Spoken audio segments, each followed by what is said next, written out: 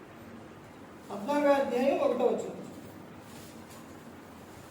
విశ్వాసం విషయమై బలహీనుడైన వారికి చేర్చుకొనడి, అయినను సంశయములను తీర్చుటకు వాదములను పెట్టుకోవద్దు.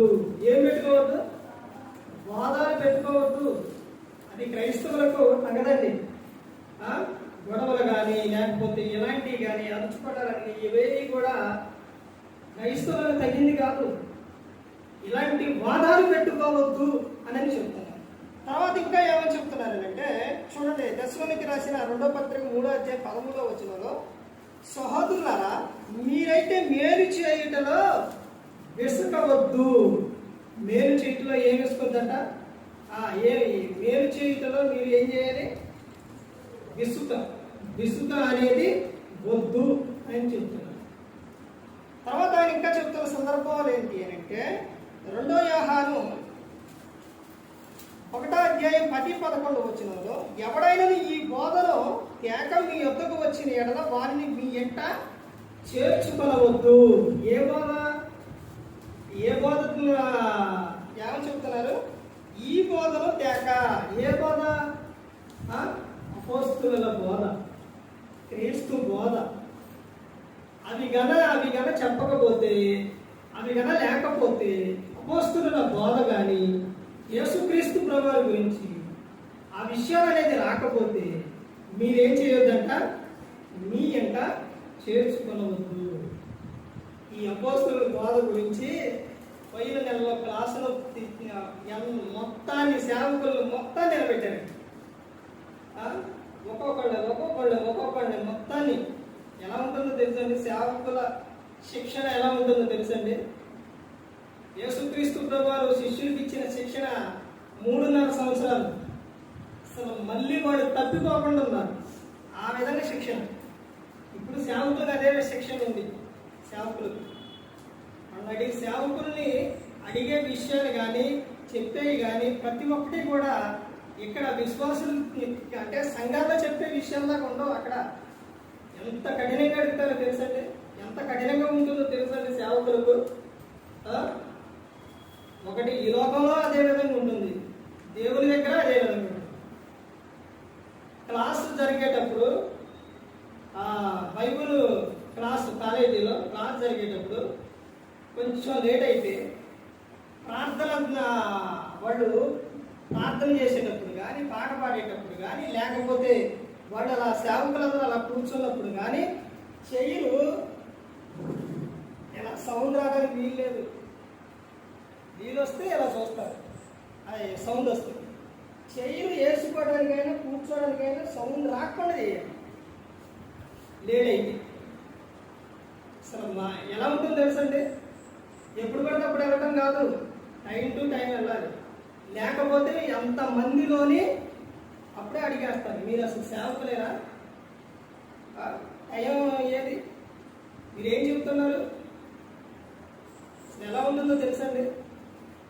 ఇదే విషయాలు సంఘాల్లో కన్నా సంఘాల్లో పాటిస్తే మందిరాలకు రారు. కానీ ఎవరి కోసం అంటే ఎవరి కోసం? ఈ శిక్షణ అనేది ప్రతి ఒక్కటి కూడా ఎవరి కోసం? స్కూల్లో పిల్లలకి శిక్షణ ఇచ్చేది చెప్పేది ఎవరి కోసం? వాళ్ళ భవిష్యత్తు బాగుండాలని. తర్వాత ఇక్కడ ఇంకా ముందుకెళ్తే ఇంకా ఆయన చెప్తున్నారు చూడండి. అపోస్తలుడైన పౌలు గారు ఎఫెసీయులకు రాసిన పత్రిక 4వ అధ్యాయం 30వ వచనంలో, పరిశుద్ధాత్మను దుఃఖపరచవద్దు. పరిశుద్ధాత్మను ఏం చేయదంట? దుఃఖపరచవద్దు.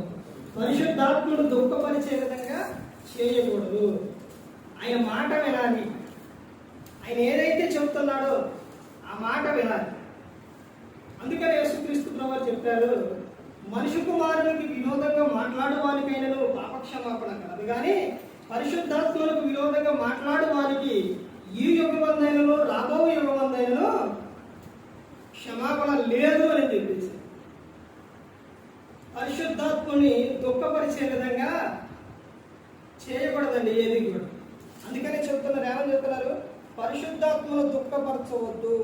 అపోస్తలుడైన పౌలు గారు తెస్సలోనికి రాసిన మొదటి పత్రిక 5వ అధ్యాయం 19వ వచనంలో, ఆత్మను ఆర్పవద్దు. ఆత్మను ఏం చేయొద్దు? ఆర్పవద్దు. ఎలా ఆర్పుతున్నారు ఆత్మను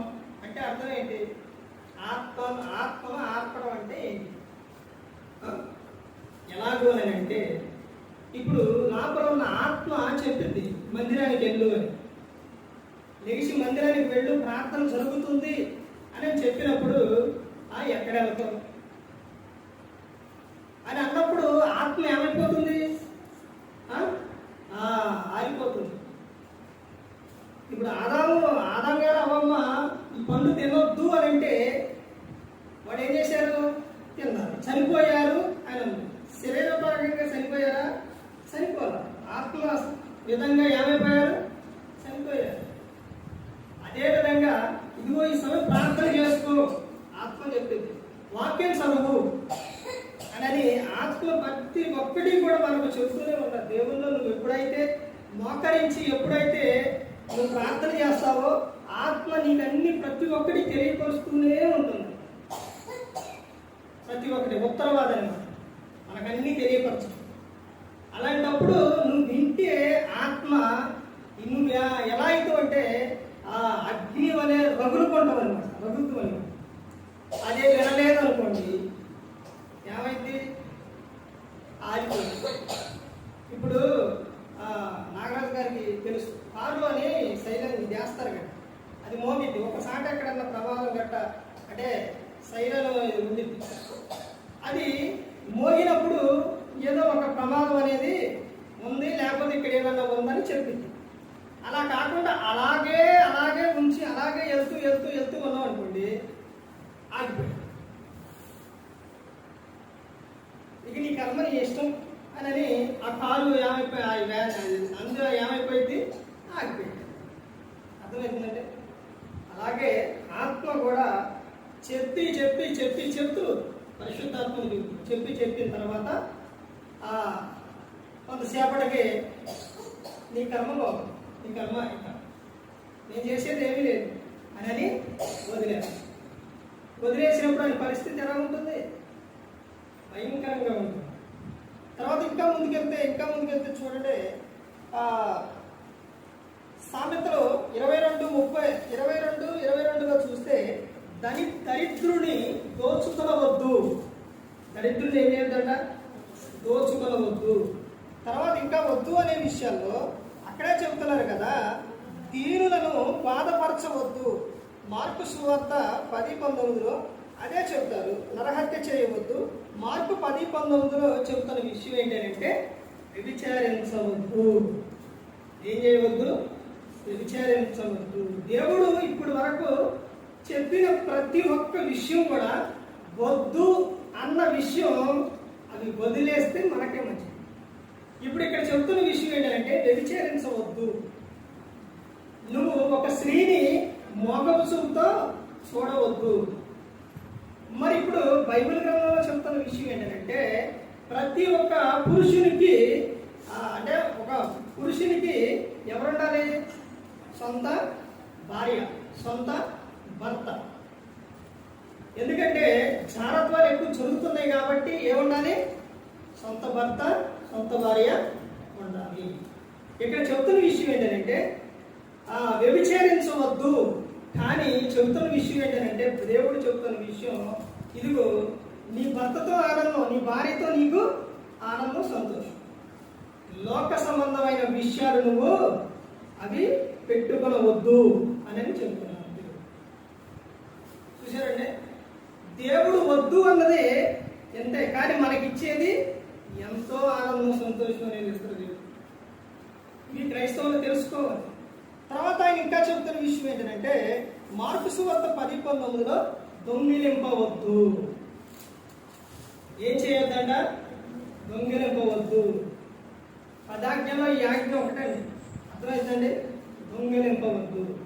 మరి అదే విషయం యేసుక్రీస్తు ప్రభువారు మరలా ఏం చేశారు? చెప్పారు. అంటే ఇవన్నీ కూడా ఈ చెప్పే ప్రతి ఒక్కటి కూడా వద్దు అన్న విషయాలు నువ్వు వదిలేస్తేనే పరలోకం. ఇక్కడ చెబుతున్న విషయం అదే మార్కు సువార్త 10:19 నిత్య జీవమునకు వారసుడు కావాలి అని ఒక ఆయన అడుగుతాడు. కావాలి అంటే నువ్వేం చేయాలో ఏం చేయకూడదు అక్కడ చెబుతాడన్నమాట. ఇవన్నీ కూడా వ్యభిచారింపవద్దు, దొంగిలవద్దు, అబద్ధ సాక్ష్యం పలకవద్దు, తర్వాత నీ పొరుగు వారిని ప్రేమించు, నీ తల్లిదండ్రులను సన్మానించు, ఈ విషయాలు చెబుతాడు. తర్వాత ఆయన ఇంకా చెబుతున్న విషయం ఏంటంటే ఇంకా అబద్ధ సాక్ష్యం పలుకవద్దు, మోసపుచ్చవద్దు. 4వ విషయానికి వచ్చేసరికి మత్తయి సువార్త 6:2లో నువ్వు ధర్మం చేయనప్పుడు మనుషుల వలన ఘనత పొందవలనని వేషధారుల సమాజ మందిరంలో వీధులను చేయలాగిన నీ ముందర బోధ బూదింపవద్దు. అంటే నువ్వు ధర్మం చేయనప్పుడు ఎలా ఉండాలి? నీ కుడి చేతి నువ్వు చేస్తే ఎడమ చేతికి కూడా తెలియకూడదు అనే విషయం. నేను అవి చేసా, ఇది చేసా, అలా చేసా, ఇలా చేసా, ఎలా చెప్తే ఏం జరుగుతుందో తెలుసండి ఒక విషయం. అంతటితో నువ్వు చేసింది అక్కడికే అయిపోతుంది, ఆగిపోతుంది. అర్థమవుతుందండి? అందుకనే దేవుడు చెప్పే అసలు మంచి విషయాలండి, చాలా మంచి విషయం. నువ్వు చేసిన ధర్మం అలాగే ఉండని నువ్వు చెప్పుకోవద్దు, అలాగే ఉండితే అవి ఎంత దూరం వెళ్ళిపోతుందో తెలుసండి. ఎంత దూరం వెళ్ళిపోతుందో తెలుసా? వాళ్ళు నువ్వు చేసేది ఒకళ్ళకి వాళ్ళు ఇంకొకళ్ళు వాళ్ళు అలా చెప్పుకుంటారు. అర్థమైందంటే అలా వెళ్ళిపోతుంది. కానీ అదే నువ్వు చెప్పుకుంటే అంతటితో ఆగిపోతుంది. అందుకని అలా చేయవద్దు అని దేవుడు గ్రంథంలో రాపించాడు. తర్వాత ఇంకా ఆయన చెబుతున్న విషయం ఏంటో చూడండి. తర్వాత నువ్వు ప్రార్థన చేయనప్పుడు అన్ని జనుల వలె వ్యర్థమైన మాటలో వచ్చింపవద్దు. ఏ మాటలు పడితే ఆ మాటలు నువ్వు ప్రార్థన చేసేటప్పుడు వచ్చింపవద్దు, అలా అడగొద్దు అని కూడా చెప్తున్నా. అలా ఎవరు మాట్లాడుతారనంటే అన్ని జనులు అలా మాట్లాడతారు కాబట్టి నువ్వు అలా మాట్లాడవద్దు అని చెప్తున్నాను. ప్రార్థనలో అడిగే సందర్భాలు ఉంటాయి తెలుసండి. ప్రార్థనలో ఎన్ని రకాలుగా ఉంటాయి అడిగే విషయాలు? ఎన్ని రకాలుగా ఉంటాయండి ప్రార్థనలో? ఒకటి, వ్యక్తిగతంగా నువ్వు మాట్లాడుకునే విషయం ఉంటుంది. తర్వాత నువ్వు కన్నీటితో చేసే ప్రార్థన ఉంటుంది, ఉపవాస ప్రార్థన ఉంటుంది. తర్వాత నీ కుటుంబంలోని కుటుంబం అంతా కలిసి ప్రార్థన పెట్టుకున్నప్పుడు చేసే ప్రార్థన ఉంటుంది. కుటుంబ ప్రార్థన ఉందంటే మీ కుటుంబాల్లో కుటుంబ ప్రార్థన ఉందా? కుటుంబ ప్రార్థన ఉండాలండి. అది దీవెన, ఆశీర్వాదం. కుటుంబంలో కుటుంబ ప్రార్థన లేకపోతే ప్రారంభం సంతోషం అనేది ఉండదండి. అది ఉండాలి, కుటుంబ ప్రార్థన ఉండాలి. ఆ కుటుంబ ప్రార్థనలో నువ్వు చేసే ప్రార్థన, అక్కడ వ్యక్తిగతంగా నువ్వు చేసే ప్రార్థన తీసుకొచ్చి ఆ కుటుంబ ప్రార్థనలో చేయకూడదు. అర్థమైందంటే అది చాలా ప్రమాదం. ఎంత ప్రమాదమో తెలుసండి. ఈ రోజున ప్రార్థన చేసేటప్పుడు కూడా ఎలా చేస్తున్నారనంటే ఒకచాట ఒక విధంగా, ఒకచాట అసలు సందర్భం లేకపోకుండా, లేకపోతే ఏయేయో చేసేస్తున్నారు ప్రార్థన. అలా ప్రార్థన చేయకూడదు. సందర్భానుకూలంగా ప్రార్థన అనేది చేయాలి. ఎందుకనంటే నువ్వు చెప్పుకునేది దేవునికి చెప్పుకుంటే దేవుడు క్షమిస్తారు, కానీ నరుడికి చెప్పుకుంటే నరుడు నిన్ను క్షమించరు. అందుకని నువ్వు వ్యక్తిగతంగా చేసే ప్రార్థన ఉంటుంది, కుటుంబ ప్రార్థన ఉంటుంది. తర్వాత నువ్వు ఎవరైనా సమాజంగా లేకపోతే ఏదన్నా పనప్పుడు కానీ, లేకపోతే ఏ సందర్భం అయినా కానీ దాని సందర్భానుకూలంగా చేయాలి. అలా చేయకపోతే ఎక్కడో అక్కడ ఏదేదో నువ్వు ప్రార్థన చేసేస్తే అది చాలా ప్రాబ్లం. ప్రార్థన అంటే ఏంటి? ప్రార్థన అంటే ఏంటంటే దేవునితో మాట్లాడుకోవడం, దేవునికి చెప్పడం. మరి అలా చెప్పేటప్పుడు నువ్వు ఒకరికి ఒక సమస్య ఉంది,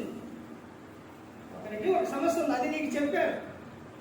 చెప్పినప్పుడు ఆ సమస్య నువ్వు 10 మందిలో ఒకళ్ళకి కానీ ఇద్దరికి కానీ 10 మందికి ఆ సమస్య తెలియకూడదు. నువ్వేం చేసావు? ఆ ప్రార్థనలో నువ్వు వాళ్ళ పేరు, వాళ్ళకున్నది ప్రాబ్లం మొత్తం చెప్పేసావు. ఇప్పుడు తర్వాత ఎలా ఉంటుంది? ప్రార్థన అయిపోయిన తర్వాత అప్పుడు బాగానే చేస్తారు, అప్పుడు బాగానే ఉండింది. బయటికి వెళ్ళిపోయిన తర్వాత ఎలా ఉంటుంది? ఇవి కూడా గమనించుకోవాలండి ప్రార్థన చేసేటప్పుడు. ఎందుకనంటే చెప్పే ప్రతి ఒక్కటి కూడా చాలా జాగ్రత్తగా ఉండాలి. దావీదు గారు, యోవాబు వీళ్ళిద్దరి సందర్భం చూసి ఇంక రెండు విషయాలు చూసి ఇక ముగించుకుంటాం. దావీదు గారు సందర్భం, దావీదు గారు ఒక స్త్రీని చూసి మేడ మీద నుంచి స్త్రీని స్నానం చేస్తుంది చూసిన తర్వాత ఆమె కావాలి అని అక్కడ ఉన్న వాళ్ళతో చెప్పి ఆమెని తీసుకురమ్మని చెప్పింది. ఇప్పుడు నరునికి దేవునికి తెలిస్తే ఏ విధంగా ఉంటుందో ఇప్పుడు మీకు సందర్భం చెబుతాను. మాటలు తీసుకురమ్మన్న తర్వాత ఇప్పుడు ఆ విషయం ఎవరికి తెలిసింది అని అంటే పక్కనే ఉన్న రైట్ హ్యాండ్ ఎవరో యోవాబుకి తెలిసింది. ఇప్పుడు ఆమె తీసుకురావటం, ఆమెతో చేయటం, తర్వాత ఆమె వెళ్ళిపోవటం, ఆ తర్వాత ఎవరు వచ్చారు? ఆమె భర్త ఊరియా ఆయన రావటం. ఆయన వచ్చిన తర్వాత ఈ తప్పు ఇప్పుడు వీళ్ళిద్దరూ కలిసి ఉన్నది, ఆమె ప్రెగ్నెన్సీ అయ్యింది. ఈ తప్పు ఎవరి మీద మోపాలి? భర్త మీద మోపాలి అని ఏం చేస్తారంటే ఇంటికి వెళ్ళి అక్కడ ఏం చేస్తారో అక్కడ యుద్ధం జరుగుతుంది, నా భార్యతో నేను సంతోషంగా ఉంటానా, నేను వెళ్తాను అని ఆయన ఏం చేస్తారో అక్కడే ఉండిపో, ఎంత చెప్పినా వినట్లేదు అని ఈ యోవాబుని పిలిచి ఇదిగో ఈయన ఈ లెటర్ తీసుకెళ్ళి ఆ యుద్ధంలో అక్కడ ఉన్న వాళ్ళకి ఇవన్నీ చెప్తారు. ఇప్పుడు ఆ లెటర్ తీసుకెళ్ళి వాళ్ళకి ఇచ్చిన తర్వాత ఈ యూరియానే ముందు లైన్లో ఉంటాడు కంటే సైనికుడు వేసేయండి అని దాని మీద. ఆ విషయం ఎవరికి తెలుసు? యోవాబుకి తెలుసు. ఇక్కడ తప్పు చేసింది, ఇక్కడ కనిపించింది, ఇవన్నీ ఎవరికి తెలుసు? యోవాబు రైట్ హ్యాండ్ తెలుసు. అసలు ఆ యోవాబు ఇంకొక విధంగా ఎవరో తెలుసు అండి? ఎవరు? దావీదు మేనలు, పెద్ద మేనలు. వాళ్ళు మొత్తం ముగ్గురులోనే ముగ్గురు కూడా తల్లి చెప్పింది, అయ్యా ఆయన మీ మేనమావ, ఆయనకి మీరు ఆయన దగ్గర మంచిగా ఉండాలి అని అన్నప్పుడు నువ్వు ఏదన్నా ఏ విషయంలోనైనా అసలు చాలా ఇదిగా ఉండాలి. ఎప్పుడైతే ఇవన్నీ జరిగినాయో ఇవన్నీ మనసులో పెట్టుకోండి యోగం పెట్టుకొని ఇక దావీదు గారు ఏది చెప్పినా కానీ దానికి అంతా రివర్స్లో వచ్చేస్తుంది. చూసినామంటే వాళ్ళ భాషలో చెబుతారు ఏంటది? కాల్చిరా. ఆ విధంగా నా కొడుకుని టచ్ చేయొద్దు, నా కొడుకు జోలికి వెళ్ళొద్దు. అభిషాలోముకి యోవాబుకి, అభిషాలోము దావీదు గారి కుమారు, వీళ్ళిద్దరికి మధ్య భూమి కాడ గొడవ వచ్చింది. పాత నిబంధన చెప్పాలంటే సమయం మామూలు పట్టదు. పోయిన గడిచిన బుధవారం చూసింది, ఎంత సమయం అన్నా తీసుకుంది ఆ విషయాలు చెప్పాలంటే. ఇప్పుడు అర్థం అవడానికి చెప్తున్నాను. అయితే నా కొడుకుని నువ్వేమనొద్దు అని అంటే యోవాబు అభిషాలోనే చంపేస్తాడు. ఇదే విషయం ఇలా జరుగుతున్న సందర్భాల్లో దావీదు గారు ఇలా తప్పు చేసి ఆ తర్వాత రాజ్య పరిపాలన చేస్తూ ఉన్నప్పుడు ప్రజలను ఏలటకు పరిశుద్ధులు కావాలి అంటే చాలా మంచిగా ఉండాలి. అలాంటి వాడు కావాలి. ఈ విధంగా ఇట్ట చేసి ఇలా పరిపాలన అనేది జరగడానికి వీలు లేదని, తాను తప్పు ఎన్ని రోజులైనా కానీ తెలుసుకోవటం లేదని దేవుడు ఏం చేస్తారంటే నాతాన్ అనే ప్రవక్తను పంపిస్తాడు. పంపించిన తర్వాత అక్కడికి వెళ్ళిన తర్వాత ఒక గొర్రెల ఉపమానం చెప్పేసి ఒకరికి ఒకటే అల్లారి ముద్దుగా చక్కగా పెంచుకుంటుండో ఒకరికి 100 ఉన్నాయి. ఇవన్నీ సందర్భాలన్నీ చెప్పేసిన తర్వాత దావీదు గారు ఎవరనే లేదు, ఆ ఒక్క గొర్రెలను తీసుకుందే ఎవరని అని లేవుతుంది సింహాసనం మీద. రాజా ఎవరు కాదు నువ్వేనన్నా. ముందే వెళ్ళి అదంతా ఆ సందర్భం చెప్పకుండా నువ్వు తప్పు చేసావంటే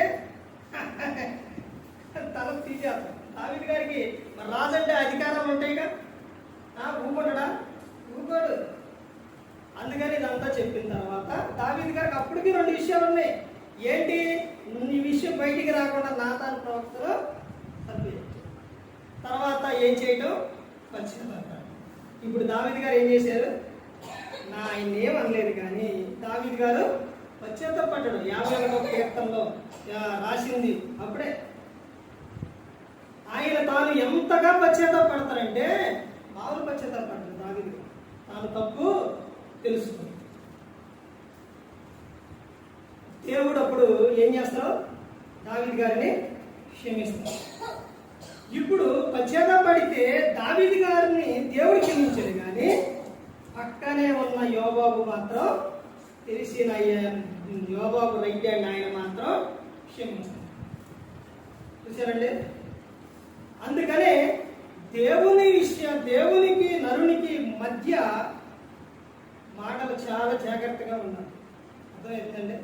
తర్వాత ఇంకా చెబుతున్న సందర్భం ఏంటంటే, భూమి మీద మీరు ధనమును కూర్చుకొనవద్దు. భూమి మీద ఏం కూర్చుకోవద్దు?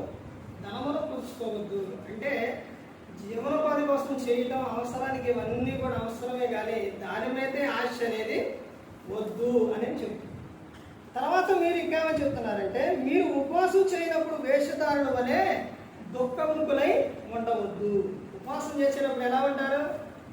ఏదక్క ఏం చేయలే, ఏంటో ఎలా ఉన్నావంటే ఉపవాసం ఎంటేసి ఏంటది? ఉపవాసం. అలా ఉండవద్దు అని చెప్తాను. తర్వాత చివరిగా ఆయన చెబుతున్న విషయం ఏంటంటే, సత్యములకు విరోధముగా అబద్ధమాడవద్దు. సత్యములకు అంటే వాక్యానికి మీరు ఏం చేయొద్దు? వాక్యానికి విరోధంగా అబద్ధమాడవద్దు అని చెప్తారు. ఆ తర్వాత మీరు ప్రార్థన చేయనప్పుడు వేషధారుల వలె ఉండవద్దు అని చెప్తారు. ఈ దేవుడు చెప్పిన ఈ వద్దు వద్దు అనే విషయాలు వదిలేస్తే మన జీవితం ఎలా ఉంటుందనంటే అద్భుతంగా ఉంటుంది. ఒకటేనండి, దేవుడు చెప్పింది ఒక్కటే. ఆ ఒక్కటే చేస్తే దేవుడు ఇంకా ఎన్నో ఇస్తాం. అది ఆదిలోనే దేవుడు చెప్పింది. అది మన ప్రతి ఒక్కరికి గుర్తురాదు. ఏంటి? ఆదాం గారు అవ్వ విషయాల్లోనే దేవుడు చెప్పిన విషయం ఏంటి? ఈ పండులన్నీ మీరు తినవద్దు. ఏ పండు తినాలి? ఎన్ని పండ్లు తినాలి? ఎన్ని పండ్లు తినాలంటే అమ్మ చెప్పారు, ఒక్కటే తినవద్దు. అక్కడ అన్ని తినవద్దు అని చెప్పిండు దేవుడు. ఎన్ని చెప్పిండు? ఒక్కటే. ఇప్పుడు చెప్పిందంతా అదే చెప్పింది. ఏం చేయొద్దు? ఒక్కటే చేయదు. ఏంటదనంటే పాపం తప్ప మిగతా నువ్వు ఏదైనా చెయ్యి. ఏదైనా చెయ్యి. పాపం తప్ప. పాపములకు జీతం ఏంటి? మరణం. అది మాత్రం చెయ్యి. ఆనందంగా ఉండు, సంతోషంగా ఉండు, నవ్వుతూ ఉండు. అవన్నీ బైబిల్ చెప్తున్న విషయమే. నీ నోటి నిండా నేను ఏం కలిగి చేస్తా? నవ్వు కలిగి చేస్తా. మీరు ఒక్కసారి కాదు, ఎన్నిసార్లు పిలిపి 4 అదే మరలా చెప్పు. ఎల్లప్పుడూ ఆనందించదు. మరలా చెప్తాం, మరలా చెప్పు. ఆనందంగా ఉండు, కానీ ఒక్కడ మాత్రం చేయదు. ఆ వద్దు అన్న విషయాలే 25 విషయాలు. ఇంకా బైబిల్లో చాలా ఉన్నాయి, కానీ అవన్నీ చెప్తే సమయం లేదు. ఆన్లైన్ ప్రార్థన అయితే అప్పుడు తెలిపోతుంది. అర్థమవుతుందంటే అందుకని దేవుడు చెప్తున్న విషయం ఏంటంటే, ఒకటి చేయొద్దు, వద్దు. మిగతా నువ్వు ఏదైనా చెయ్యి. నువ్వు ఆనందంగా ఉండు. లోకంలో నువ్వు పాపం తప్ప మిగతా ఏదైనా కానీ చెయ్యి. అవన్నీ నేనే నీకు ఇస్తాను అని చెప్తాను. అందుకని ప్రతి ఒక్కరూ గమనించుకోవాలండి. ఏ ఒక్కరూ కూడా నశించి నరకానికి వెళ్ళిపోకూడదు. ఎక్కడ చేరాలి? పరలోకం చేరాలి. అక్కడ ఎలా ఉంటుందో తెలుసండి? యుగయుగాలు తరతరాలు కూడా ఆనందంగా సంతోషంగా.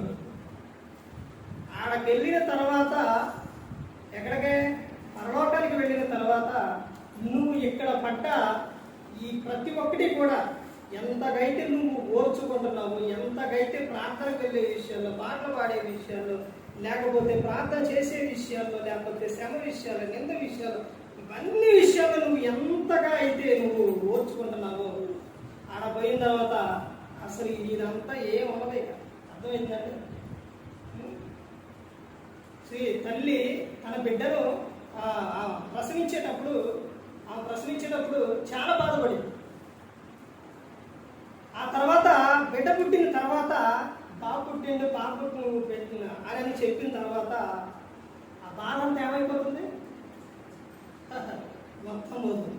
అర్థమైందంటే అదేవిధంగా ఏడు నుంచి యేసుక్రీస్తు ప్రభువారి దగ్గర ఆయన చూడంగానే ఏమీ కూడా ఆనందంగా సంతోషంగా ఉంది. ఏ ఒక్కరు కూడా. అందుకనే యేసుక్రీస్తు ప్రభువారు అందరినీ ప్రేమించాడు. మరి ఈ వ్యక్తి నిలబెట్టి మాట్లాడించిన తండ్రి అయిన దేవునికి కృతజ్ఞతాస్తుతులు చెల్లిస్తూ ఇంతవరకు శ్రద్ధగా ఉన్న మీకు ప్రభు పేట నా హృదయపూర్వకంగా చెల్లిస్తూ ఈ మాట ముగిస్తున్నాను. అందరికీ వందనాలు.